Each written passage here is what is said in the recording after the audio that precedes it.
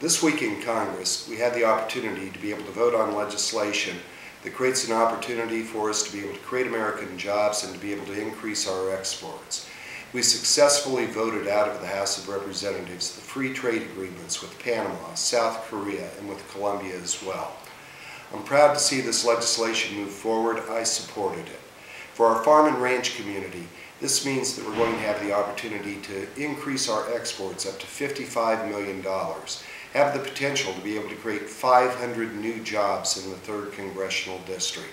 This is the opportunity to help get our economy moving and create actual jobs.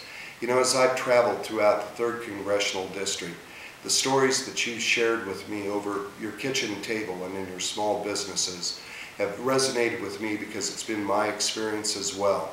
As a small businessman, we're worried about providing for our families, being able to keep a roof over our head, getting this economy moving. We're seeing now that opportunity here in Congress to get the American economy actually moving. And it's going to be coming out of the private sector.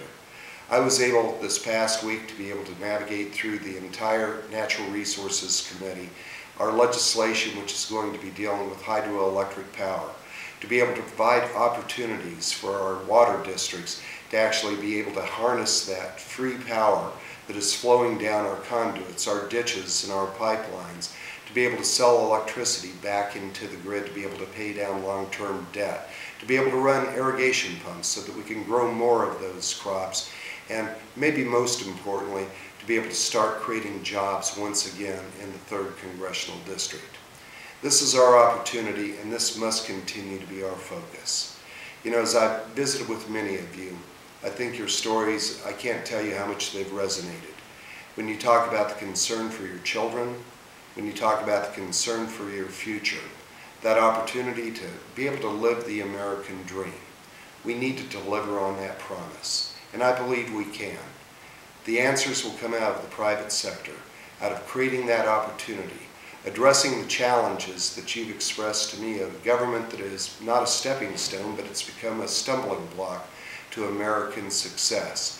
We need to be looking at regulations which simply don't work and inhibit job creation while we make sure that we're doing the right thing. We need to make sure that we're having access to capital as well so that our small businesses can continue to operate and to be able to keep our people employed. We need to have some sort of sensibility in terms of a tax code that we can truly understand and that isn't going to be punitive to people who are trying to be able to create jobs and get this American economy moving.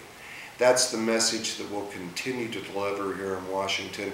We will continue to fight to get this economy moving, to create jobs in the private sector so that for you and for your family, we're going to be able to provide that certainty that that American dream is going to be alive and well, and you're going to have that opportunity to live it.